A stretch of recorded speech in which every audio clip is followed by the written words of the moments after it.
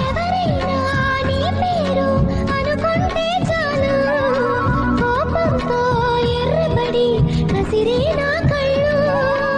ఎవరైనా నిన్ను కొంచెం గమనిస్తే చాలు గుండె సడి ఉలికి పడి ఒకటే కంగారు చప్పున ఒకటైపోదాం ఈ దూరం జరగని ఎక్కడికైనా పోదాం మన లోకం లేదని